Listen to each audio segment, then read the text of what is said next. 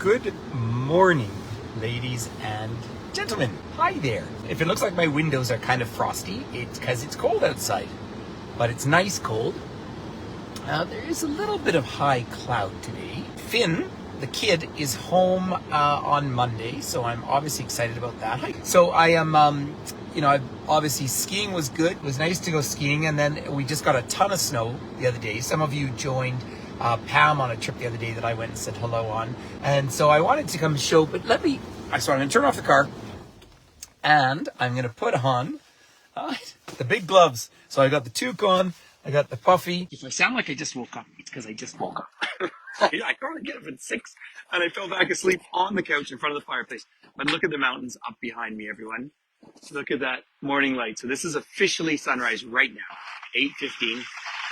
So I am just down here on the corner of Muskrat Street and Wolf Street. But I did want to show you, some of you have seen this house before. I love talking about this house over here, this yellow one. There's actually two houses. If I were to ever leave my house and buy a house in Banff, this would be the one I would buy, although I can't afford it. And it's not for sale anymore. But it was built in Bankhead. Now, Bankhead was one of the 5 towns that used to be in this valley. Bankhead was a coal mining town, and needless to say, we don't coal mine out in the Rocky Mountains anymore. Well, they do in the south, but in a national park. So as a result of that, the town was closed and some of the houses were moved here. So it really is a loyalist style construction, which you don't see in this part of the world very much. I'm right here on Muskrat Street. Let me just curve this around. Way in the distance, you're going to see some light on the top of a mountain, way, way, way out there. That is actually Mount Almer. That is the highest peak around Banff. Everyone thinks it's Cascade Mountain, but Almer itself is actually it's about 10,400 feet, I think. 11,000 feet. And that peak, if you climb to the top of that peak, you can do it. You climb to the top of that peak, you're actually around by Lake Minnewanka, and then you would descend down into the Ghost Valley. That's where the bison were reintroduced. So here I am look how this is what happens to our streets. Look at the roads right now. That is pure ice right there. So we had a really good snowfall the other day. This is Muskrat. That leads right up to the pedestrian bridge over the river in the distance. And there is Sulphur Mountain, of course. I love Muskrat Street. And then so much of our housing is this kind of thing, staff accommodation. There is a house for sale right here, believe it or not. One of the beautiful homes of Banff. That is for sale. And I get tired of talking about money. $2.8 million. It'll take ages for it to sell, though. And that's because, of course, you need to live here. You need the permit, the need to reside. Let's just turn around. I'll show you the Bankhead house one more time. But there is Mount Rundle. So this is the glorious days. Yesterday was just a piercing blue sky. Some of you saw on Facebook, I put up a picture of my mom came out for lunch. And her friend Ed. Now there's the magpies. Magpies are just such brilliant animals. Yesterday, I had this fox in my backyard. Now the foxes are always fun to see. The foxes are quite low on the pecking order of the predators in our valley. Of course, we have the wolves you put as the apex creature. And then we have the brown bears, the grizzly bears and the black bears, the cougars, the lynx, the coyotes, and then the foxes. But we had this little fox that's hung around for ages by our house, and he's out there. It was actually the magpies making so much noise wanting to have whatever he was eating that made me aware that he was out there. Look at the light now. So there's Mount Norquay. That's one of our ski hills. It's our closest one, named after the first premier he was an amazing fellow. He spoke 8 languages. He was Métis. So he was, in fact, the first indigenous premier in this country, but the first premier who is First Nations, of course, is in Manitoba right now, Web Canoe, which is a very exciting fact in this country. Now, there's Mount Brewster. There's Brewster's Peak. The Brewster family are the first ones to run tours out here in the 1890s. And of course, I've carried on that tradition. And there's someone sliding almost right through the intersection. So there is beautiful Cascade Mountain. I'm just going to get off the road officially. This is where you need your winter tires because a gorgeous mountain, 2,998 meters, so 10,000 feet above sea level. Now, if I curve around, you see this? I'm going to put myself on the waiting list. This is the retirement home in Banff. So one day I think I might just be in there. Does that sound? Cascade House. You have to have worked here for the last 5 years of your life in order to retire in Banff, right? That, again, is the need to reside clause, which is so significant here. And it's because, of course, in national legislation, we were founded in 1883 when the train tracks arrived here. And then the first start of the parks was 1885. So we became an independent town in 1990. And in 1990, then they put a ring around Banff. So it's 4.0, it's actually 3.96 at that point, but 4.08 square kilometers. It's in federal legislation, and Banff can never be bigger than that. So that's why the goal is to keep the community under 9,000 people. Now we have 3,000 foreign workers at any given time. And that is part of the fun of living here because it's so international. There's the Presbyterian Church. We talk about how diverse we are here.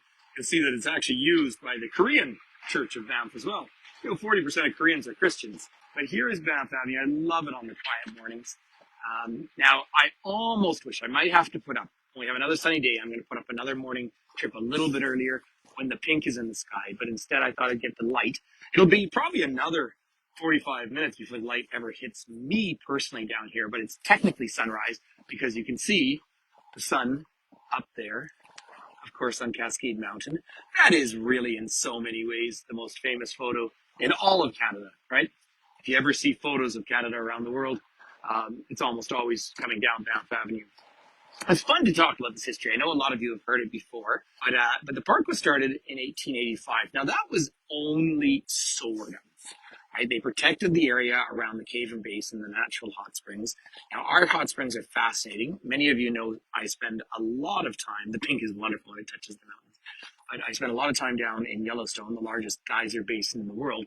Our natural hot springs are because of a radioactive breakdown. That's because the mountains are all this soft limestone. So off of that huge mountain in the distance there, which is Mount Rundle, of course, 16 kilometers long, that snow it'll go so deep into the ground that it is heated up and it comes back up out of the porous formations.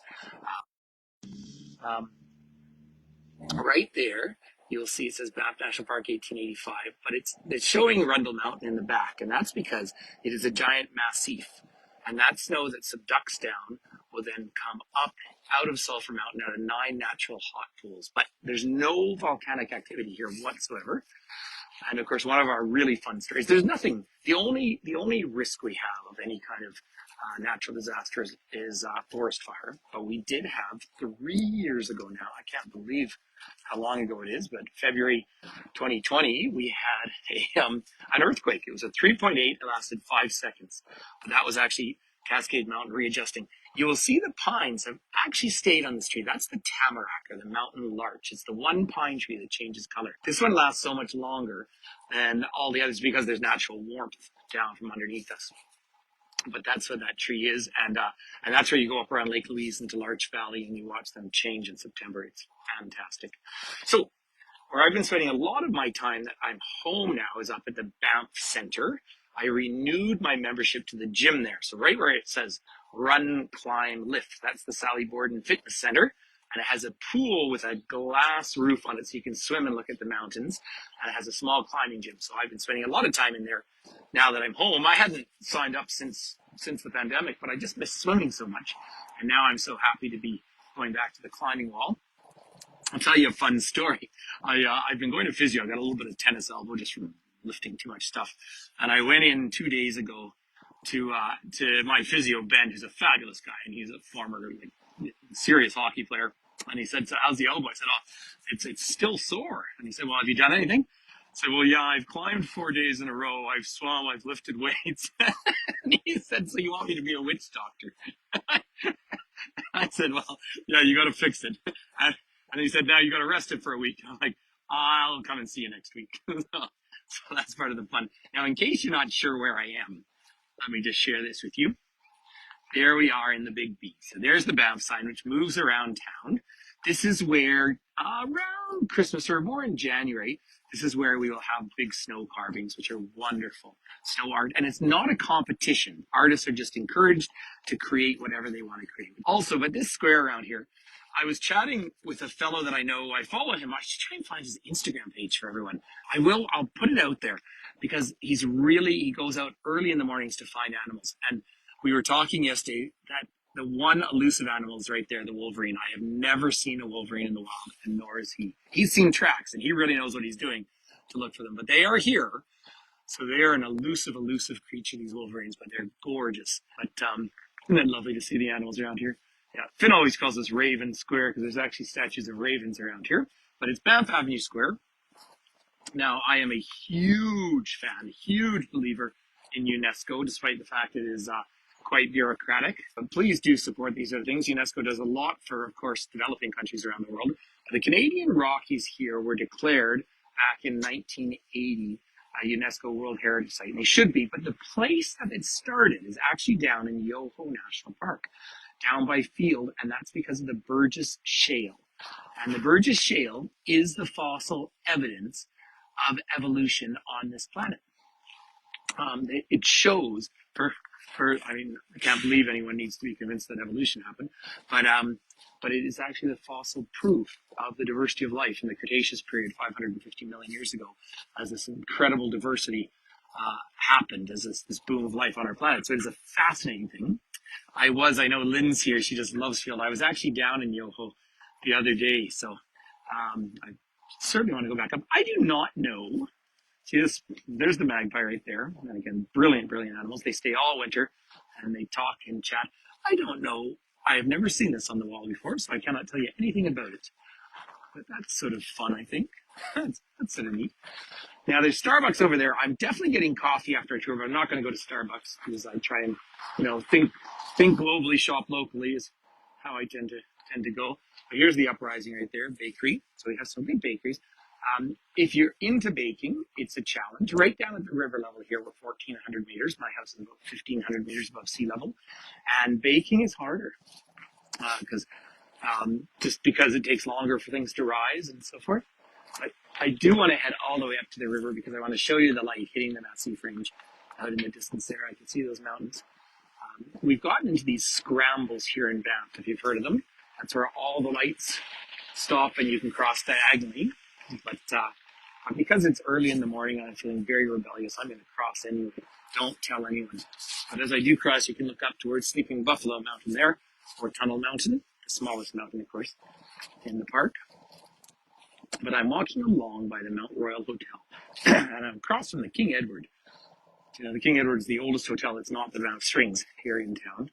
Really what I need to do is probably walk out into the middle of the street for you, and you'll see why I'm going to do this, because we all benefit from it. This is not a lot of snow for us, by the way, but it's finally getting cold properly. But look at that lovely view. So there is, of course, Cascade Mountain in all its glory, and you always see people standing taking the photos. For those of you asking about Finn, he didn't take a gimbal with him, unfortunately. That's why he hasn't done, well, he doesn't really have a means to do a live tour, unfortunately, because he's not on Facebook. But Finn is down in Brisbane visiting family. Unfortunately, he got quite a bad cold, and so did his mom and his uncle. And it's not COVID, like they've tested for it. Unfortunately, quite a bad cold, so sort of affected some of the visiting they've done. This is quite fun to see. These are some silver birch trees, but we don't actually have silver birch here. Really, we're too high up, so we have just the aspen, the trembling aspen, as you know them, but the silver birch can grow right in town, which is lovely to see them. Yeah, I know you're up in the Gold Coast. Lucky you. Yeah, it is. Not that he's whiny about having a cold, but it's just unfortunately it was bad enough, and his grandparents are elderly and stuff, so he just didn't want to pass anything on. But they have been out looking at all the different wildlife sanctuaries, which is such a treat. Now I'm walking along where the Hudson's Bay Company used to be, and it closed, and it's not here in Banff anymore. So that's just an interesting thing, and I don't know what's going to go in there. There's a proposed development, and this is what happens in Banff. If they're going to change anything, it has to be put up. In fact, I have my business license. My business address is my house, and all my neighbors got letters saying that, this business is opening here, home office sort of thing. And that's not enough to qualify to live here. By the way, I mentioned Lululemon because Finn's special lady friend is probably going to start working there. So hopefully she gets good discounts because that's worth it. That's obviously a Canadian shop that all the yoga clothes, and it's all a bit pretentious, but it's great value for money. Or it's great quality, I should say. It's not value for money, it's expensive. As we make our way further up here, I do like looking over at the Clock Tower Mall. That has a pretty cool look to it, and it has a very, very Swiss feel. Now, keep in mind, in the 1890s, so 1888 is when they opened the Banff Springs Hotel. The 1890s, they bring Swiss mountaineers out to the Canadian Rockies to guide people. Now, it would have been nice had they talked to the indigenous population, but they did not. But they brought out the Swiss, and about 600 families in our valley have Swiss roots from all the different language groups, German, French, Italian. Like the restaurant's called Ticino's. It's just closed actually after so many years. It's changed its name. But you do see this Swiss echo quite often. Up on the second floor there is the Banff Brewing Company, which, by the way, on the nice sunny days, you can sit out on the deck out there and watch Banff Avenue, which is great fun. That's just a nice place. And then the church that's over to the left is the Rundle Church. Now, Rundle was one of the missionaries brought out by the Hudson's Bay Company, the oldest incorporated business. And that gives me a moment to acknowledge that I'm on Treaty 7 territory and Métis Treaty 3 territory. The people who lived here when the park was established are the Stoney Nakoda people, and they were literally forced out of this area and put onto a reserve. So let's be very honest about that. It is understood that the Stoney really did actually like Rundle himself. But of course, and this church has really embraced the fact that this country is coming to terms with a veritable genocide, particularly the residential school system. I've done a lot of talks about that, but I think it is important. The settler effect. And in the early days of Banff, there was a gentleman named David Luxton, and he was the son of the founder of the Winnipeg Free Press, which was a very good independent newspaper for many years. And he did reach out to First Nations people, and they used to host what they called Indian Days back then, but it actually was working with the First Nations. By the way, the Banff Christmas markets are open. You need a ticket to go in. So I have friends coming out from the city tomorrow. So I'm not a real Christmas market kind of person. So my buddy Rod, is kind of my oldest best friend in the world, is coming out because his wife really wants to go to the market. So he called me and he said, "Hey, I'm getting you a ticket for the Christmas market." I said, "Oh no, don't worry about me." He said, "No, I'm getting you a ticket for the Christmas market." And so we have 1:30 tomorrow. I think we have tickets for the market, which means they're going to come to my house. He said he show up with a 6-pack of beer. We'll each have a couple of beers, and we'll survive at the market as long as we can, and then we'll go for lunch. So that's. But to each their own. Look at our bus; that one has deers on it. So yes, that's how we're gonna cope with the Christmas market. But it's over by the stables, and I will see though if it's not crazy busy. Watch, I might put a live on just because I've never gone to it. It's timed entrances. I understood that during the pandemic. I don't know why they're doing it now. But again, everything in the national park, you have to control numbers. The light is spectacular this morning. Gorgeous sulfur mountain over there. Now there's the park administration building out in front of us. That was built in the 1930s, as was a lot of the infrastructure around the national parks. And they were federal government make work projects during the 30s, during the Great Depression. So, there's some merit to what they did. Oh, the river is just going to be perfect this morning, ladies and gentlemen. But first, let's curve around and have our view. Donna, if you're still here, there is Mount Rundle. And that's where the Banff Centre is up top. But the light is just gorgeous. Now, I don't want to disturb them because they're hungry in the morning. It could be minus 40. Say it's minus 10 right now. So that's it's about 15 Fahrenheit. And they're still just moving around as if nothing's happening. But ready for this, everyone? How's that for morning? So there is the Bow River, as calm as can be. Mount Bourgeot up in the distance to the left. When I lived in France, I would go up to Brussels and go to them there. But yes, it's just to each their own. I do, incidentally though, people ask, do I practice? We do both Hanukkah and Christmas. But I cut down a tree because outside of the park in Kananaskis country, you can get a permit from the Alberta government, and you cut them down under power lines, like where they have to come down. So I go and pick a tree, and I always cut one down. It's a little too long, and then I have to adjust it. But the house smells so beautiful. Look how clear that water is. So it doesn't have any of the turquoise in it now that you're so used to, because the turquoise is there. Oh, I can hear a train in the distance too. But the turquoise is there when the glaciers are melting, but it's cold enough that the glaciers are not melting. Now, I don't know of any snow in the forecast. So this is Western Canada. We're in the Highlands here, right? Look at that. There's a cascade behind me. And this is, so the town of Banff is about 8,500 people. We had 8 million tourists this year. But the park itself is 6,500 square kilometers, and it's one of four contiguous national parks, all in the Canadian Rockies. So it's fun down here. That bus to the left there is actually the shuttle for the ski hill that is just up. I can show it to you, just up in the distance. So that ski hill right up there, that's the closest of the three ski hills to us. I was skiing last Monday at Lake Louise, and I wish that I skied Thursday. I didn't, unfortunately. I had a dentist appointment of all things, but we got a lot of snow on.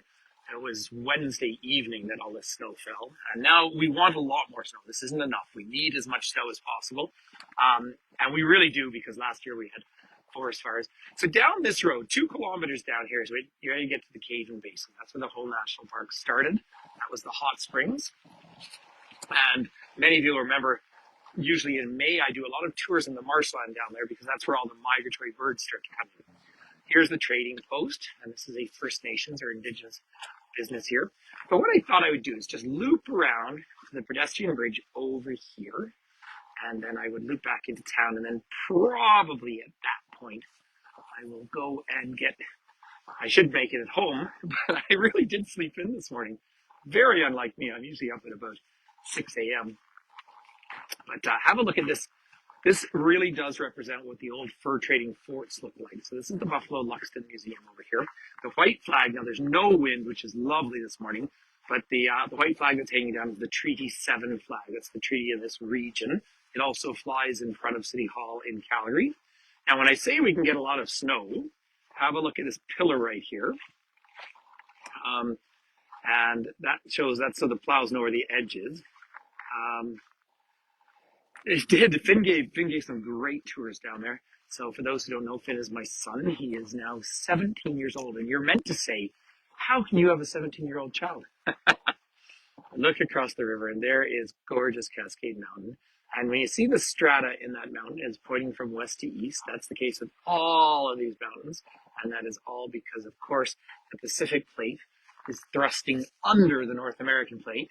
And all of this is ancient seabed. So this is why these mountains are so full of fossils, because this was, say, ocean bed. And you move here from here to the big city. The big city is Calgary, and Calgary is an hour and a half away, roughly about 120 kilometers. If you go then another hour and a half northeast of Calgary, you will make your way to Drumheller, which is one of the 3 most significant dinosaur sites in the world. And it's because of that soft soil, it was all preserved in there. Here's the Buffalo Luxton Museum. Very often you see those 4 symbols around indigeneity in Canada that can be the cardinal points, or land, air, wind, fire, all sorts of things that play in. But look, the river is starting to freeze. Normally this time of year, interestingly enough, people have talked about this theory that the Great Flood spread the fossils around. And unfortunately, that's not the case, because they're not mixed in their strata at all. They're all in very specific places. And so that's why the Burgess Shale is so important, which is just up the road from us in Yoho Park. But that's another conversation for a different day. And this is a place where I often go cold plunging in the summer, but I wouldn't get in this water now because there is current under there. And if you were to get pulled under the ice, obviously that would be dangerous. Although I think, I might have to go and get my swimsuit at home, because I can look down towards where the canoe club is, and there are people down there. I'm not sure, because they have been breaking through the ice. So I have gotten into this whole cold plunging tradition. A lot of us do it around here, where we go swimming, because this river is never warmer than about, well, the last time I took a temperature dial, and it was under 5 degrees, I think, because it comes off a glacier. But we have some of the best orthopedic research in the world here in this little town, believe it or not, Banff Sports Medicine. Feel free to Google it, but they are knee specialists. And that's because, of course, we're a huge skiing destination, but we're a huge skiing destination, so a lot of knee injuries, and they've done so much research about it. By the way, this is cooperative housing. We have a chronic shortage of housing for lots of reasons, but partly because Banff is not allowed to expand. So it's one of the challenges. And that's why, of course, this need to reside clause. So even though I travel the world, fortunately, my business license is here, and and I make sure that the majority of my work, one way or another, takes place with Banff as part of it. So here's our new pedestrian bridge. This is only 2 years old. And look how wide it is. It's wide enough that in an emergency, cars could drive over it. And that's because in the summertime, Banff Avenue is pedestrianized. And so it does create traffic issues. Again, the only genuine emergency we would have, the only thing would be forest fire. But and at some point that's going to probably happen here because they've been happening so much. Come have a look at this, everyone. Up there, it's actually the clouds. I think are going to leave. It's meant to be just perfectly sunny today, but what a gorgeous morning. So there's Mount Rundle, and then the Fairholme Range in the distance beyond it, and that's basically you get over that, and suddenly you're no longer in the mountains. You're out in the foothills. Yeah, we can. I mean, someone's clearly walked out there, although every now and then parks does have to come out and save animals, and they will do it if they've broken through the ice.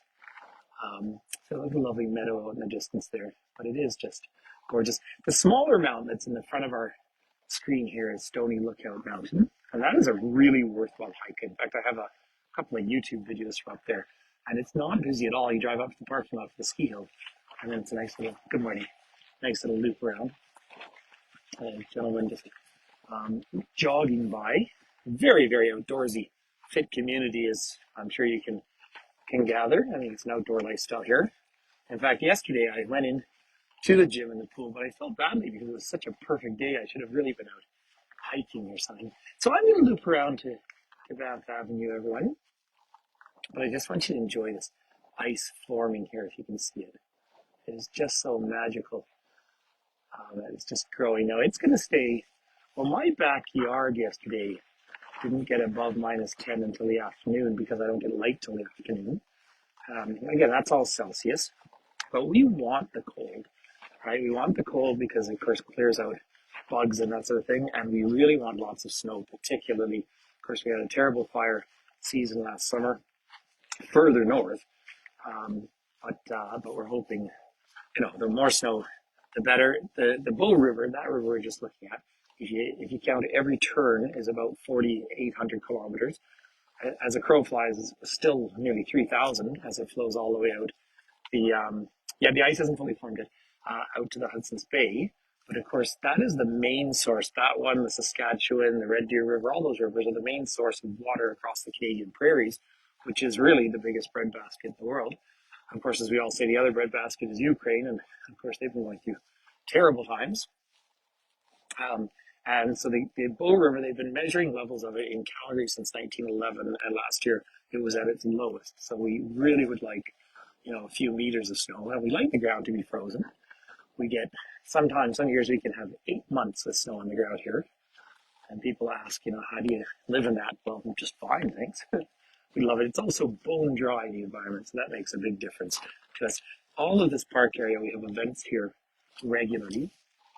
Again, because this is such a significant national park, and because of the Banff Centre, which is a centre of international study and mountain culture, a lot more goes on around in Banff than people would think for a normal small mountain town.